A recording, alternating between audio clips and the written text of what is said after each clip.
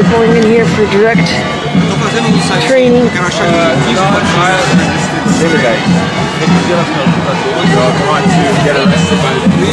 to do it non-violently. Okay, so this is our direct action training for tonight. There's 3 facilitators for tonight. My name is Dave. Hi, Dave. I've done trainings with Greenpeace, Rainforest Action Network, the Ruckus Society, and then a few climate camps, and that's kind of where I come from, and the knowledge that I have to share with you tonight.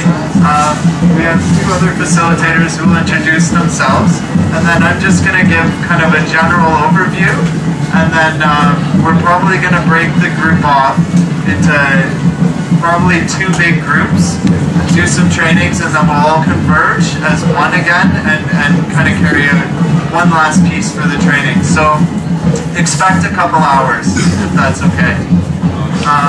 Okay, so I'm going to introduce our next facilitators first, which are Aspa. Hi, my name's Aspa. I work for Greenpeace, and that's where my background is in BDA. So I've done quite a bit of trainings in nonviolent direct action. So hopefully I can share as much as I possibly can tonight, because this is an awesome crowd to train. Hi, my name's Mark. I'm with the Council of Canadians. I used to work with Greenpeace and Dave for all that other stuff as well. So I've done a lot of direct action training, and hopefully we can figure out a way to get this done safely and quickly, and I'll be happy. We're going to do a couple hours of one technique, which is going to be soft blockading, and that's going to be the technique that we would focus on. I think we would all agree that if we were to actually do a really comprehensive nonviolent direct action training, it would take place over like a series of days and not within like a couple hours. So we're leaving out like a lot of things. Come on in, guys! To be transparent, we are leaving out a lot of things. However, we're going to share our knowledge on this one technique and ways to do soft blockades safely. There's kind of 2 kinds of blockades. There's hard blockades and soft blockades. Hard blockades involve kind of like, you know, say chaining yourself to something, using lock boxes, perhaps building barricades the way that we have right now at the Sick Fire and at the library. So those folks are kind of doing a hard blockade tactic, and what we're going to do is learn a soft blockade tactic to complement and support those blockades that exist already. One thing that I kind of want to outline today is that, are folks aware of the agreements that we've made as a community for protecting things? No. Okay. As a community, we've agreed to protect the sacred fire and the library. And those are the 2 things that we want to protect tonight. We've made agreements to protect things, and so we're going to protect them as a community. And it's the safest thing for us to do is to be together. You know, I would encourage everyone to have a buddy. Like, make sure if you're going to be on the red team. Sorry, does everyone know what the teams are for tonight? Do you know the levels? Okay, sorry. Oh, I guess I need to be louder. So there was 3 levels designated. A green. Green people do not want to be arrested. They're encouraged to go off-site. That's the safest place for green people. And green people are encouraged to organize, to do outreach, to do jail support, because, you know, our folks are going to be arrested, so the green people should be out actively seeking to like do jail support and support those who are inside. Our orange people are people who aren't necessarily like trying to get arrested, but are willing to take that risk, and they'll be on site to try and like help direct people who, you know, need some assistance in getting to and from places, but they're not, you know, actively defending places, which leads into the red people. The red people are committed to defending either the Sacred Fire or the library, and they're going into that knowing that they will likely be arrested and will not be leaving the defense until they are arrested. And so red people have that commitment. So, you know, think about what your level is and what you want to do, and no judgment on anyone. It's do whatever you're the most comfortable with doing.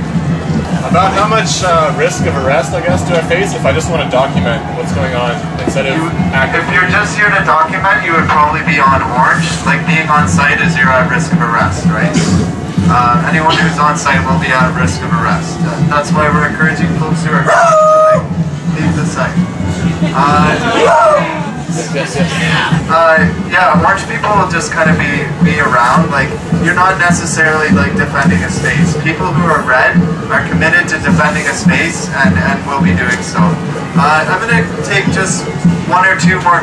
Like, I'm just gonna take the couple hands that are up, and then we're just gonna jump into the training, and hopefully that will answer most of your questions, if that's okay.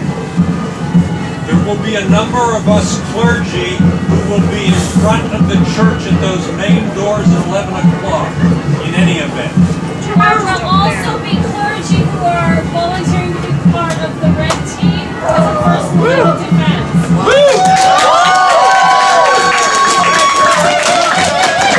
How about, ma'am, you know, from you?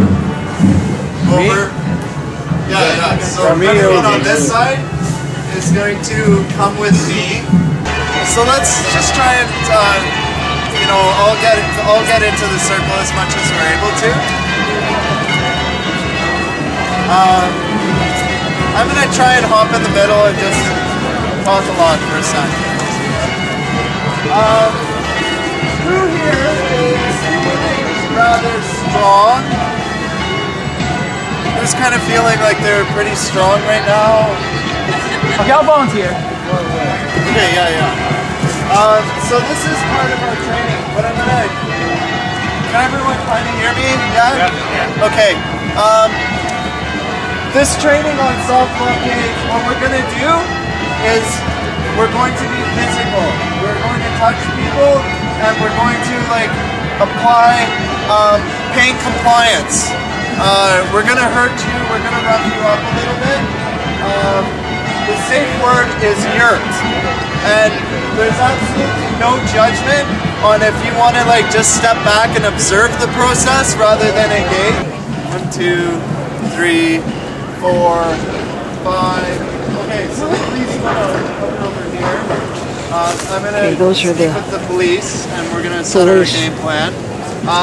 The rest of you guys, I want you to form a blockade. I'm going to give you no instructions on this. I want you to come up with this as a group. So let's form up a blockade, okay guys? This is the police over there, police. Acting part of the police, and these are the ones setting up a barricade. Just getting them used to what's going to be happening tonight.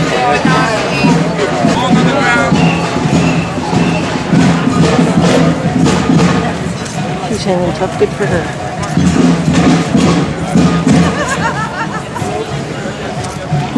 She's curling up into a ball, that's even better. Okay, first off, almost every single one of you would have received assaulting an officer, resisting arrest, obstructing justice,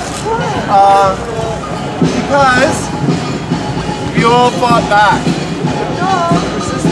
I'm the messenger, not that.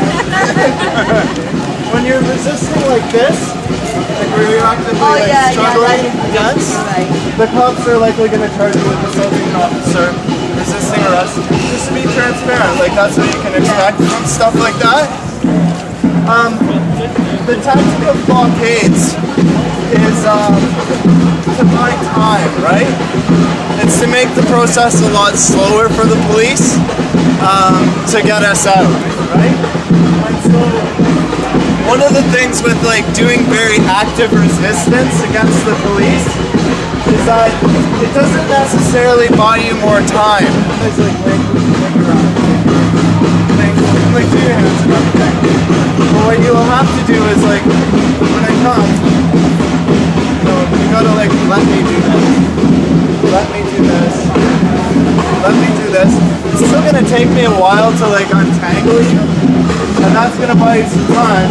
And then the second thing, can I get someone to help me lift someone? And then can someone come and just lay down in the center for a second?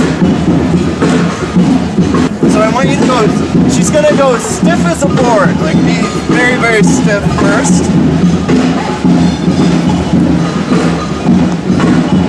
Pretty easy, eh? Where your muscles are all tense. Easy for us. Now I want you to stay there. Okay. Now I want you to go, let your arms hang at your sides. This is like your corpse pose, and for those that do yoga, just like you're sunk into the ground. You're totally limp. Everything is limp on you. Now let's try and pick her up. Yeah. Way harder. Sorry. It's way harder to move dead weight. When you're all loose and floppy, it's really hard to like, and it buys us time, right? That's gonna tie officers up. They're gonna have to cart each one of us out, like, so yeah. So if my officers can meet over here again, the rest of y'all like try and form a blockade this time again. There you go. Form a blockade.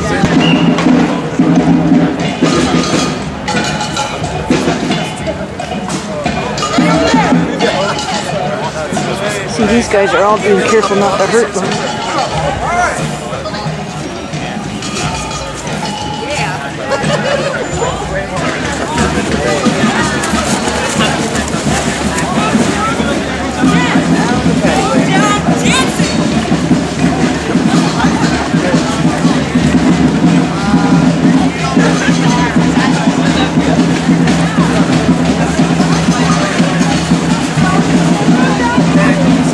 Pretty fast, which proves that you better be heavy if you want to hang tough. Yeah, see, they don't fight back because that would be resisting arrest or assaulting officers. They have to just go totally limp and not resist, just try to be as heavy as possible. Okay, can we circle up again? The red group are going to be defending two areas, the library and also the sacred fire. Where is that located? Where is the sacred fire? I don't know where the library is. Yeah, it's that way. Just ask next anybody. To the library? Yeah. It's on the opposite side? Opposite side, yeah. They're going to be defending two positions. How much work was that for you? How much work was it for us? A lot. Second thing I want to ask, who was targeted first? I was the edges? Yeah. The ends. So, but no. What else was that? Who was targeted first? women. And women of color. Yes. This is realistic. This is what the police are going to do. Police target women, women of color, people with disabilities. That's who they go after first. They're going to go after the white guys last, in general. And so that's like informing our blockades and then like participating in our blockades. That's who we protect in our blockades. Other things, I heard you guys chanting when I got in, which was good. That kind of dissipated. What were things that you can say to the police while they're arresting you or touching you? Ask them for their badge. Okay, you can say things like that. Say, I'm not resisting. That's a good thing to say. Another good thing to say is, I do not consent to being touched. I do not consent to this arrest. Those can help you out in a legal scenario if something like fucks up with some of their stuff. Very important things to say. Who has the Movement Defense Committee number written on them? Okay. There's some pretty serious people around here. That's another thing that you should do. Do you guys know about Officer Bubbles? Yeah. Okay, so they will create ridiculous scenarios in order to be able to charge you with, you know, say assaulting an officer or something like that. So be cognizant of that. You know, if you're on the red team, go to the kitchen, or if there's nothing in the kitchen, go grab yourself a hot dog, or, you know, like a nice veggie dog. Well, if you have extra clothes, put them on. For some reason, the heat often doesn't work in a jail cell. Yeah, I know. So if you have long johns, dry socks, extra shirts, go put them on. There's still a lot of leftovers in the free store right now too. There's extra tubes, mitts and stuff. I just checked in.